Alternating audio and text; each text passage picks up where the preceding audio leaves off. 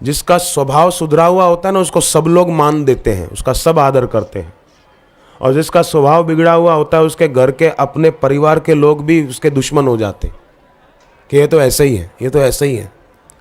तो अपना स्वभाव साधना जरूरी है, बहुत जरूरी है। और वो सदेगा सत्संग से। सत्संग बार बार सुने।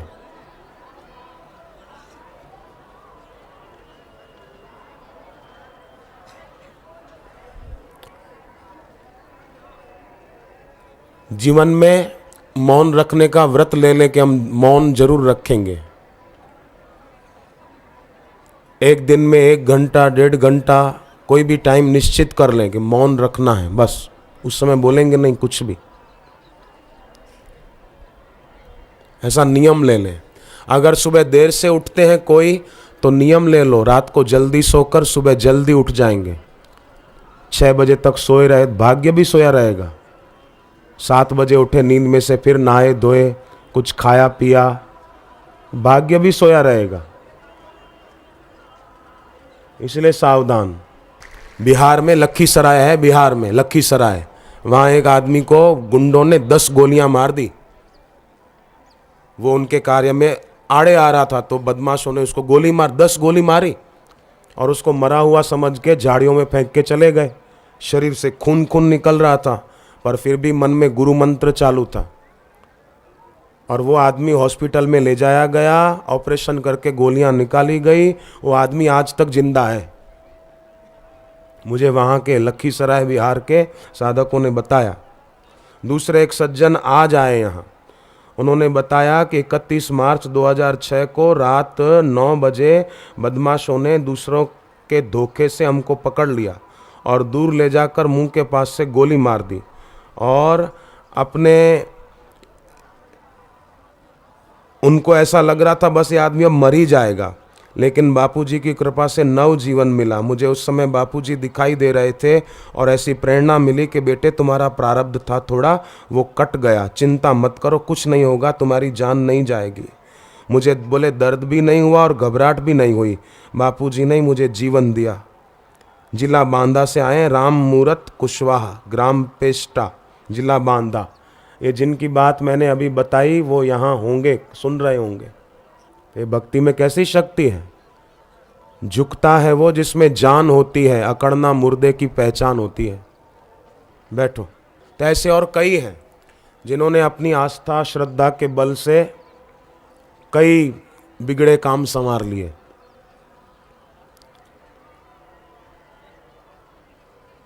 एक विद्यार्थी था, ज्योतिषियों ने उसके बारे में कहा कि ये पढ़ने में कमजोर ही रहेगा, पर माँ ने उसको बापूजी से सरस्वती मंत्र दिला दिया।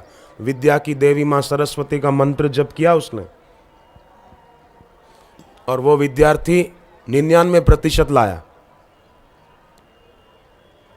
तो उसकी माँ ने उस ज्योतिषी को कहा कि आप तो कहते थे कि ये कमजोर रहेगा पढ़ने में, ये 99% लाया है। तो ज्योतिषी ने कहा कि आपका बेटा कोई मंत्र जप करता है ऐसा लगता है। बोले हाँ, गुरुदेव ने उसको सरस्वती मंत्र दिया है। तो ज्योतिषी ने कहा बिल्कुल ठीक, वो जप के प्रताप से ही इसके ग्रहों की स्थिति में सुधार आ गया, ग्रहों की स्थिति में परिवर्तन आ गया।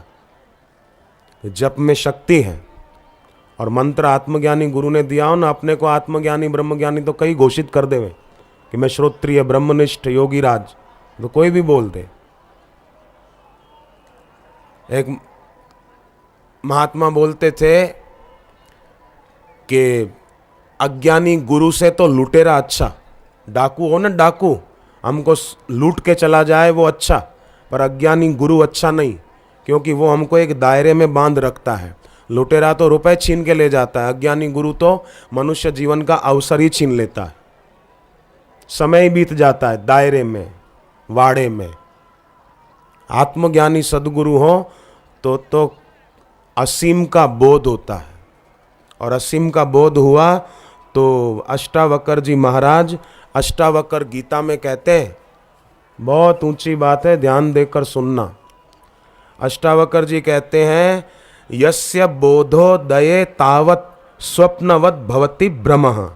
जैसे सूरज उदय होता है तो ओस कण, ओस की बूंदें जो मोतियों की तरह चमक रही थी, सूर्योदय होते ही वो नष्ट होने लगती है।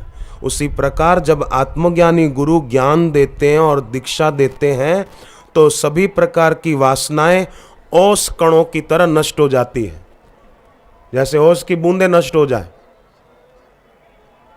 फिर निष्ठा भी रखे ऐसे ब्रह्मवेता गुरु में, पक्की एकनिष्ठ।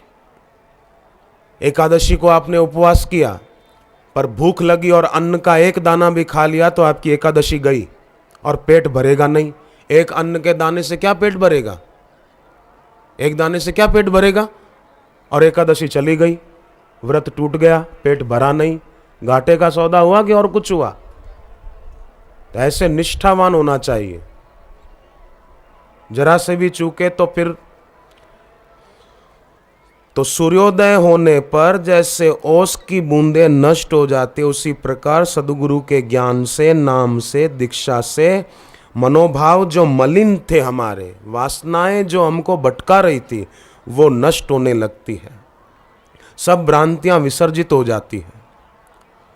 कई लोग सोचते हैं मैं काम विकार को मिटाऊं, क्रोध विकार को मिटाऊं, ये मिटाऊं, ये मिटाऊं, पर भैया सूरज उदय होते ही अंधेरा कैसे नष्ट हो जाता है? सूरज उदय होते ही ओस की बूंदें कैसे नष्ट हो जाती है?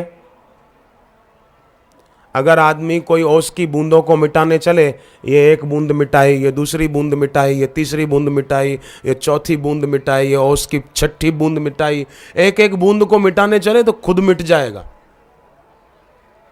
पर सूरज उदय हुआ तो सारी ओस की बूंदें अपने आप नष्ट हो गई, वाष्पीभूत हो गई, सूख गई।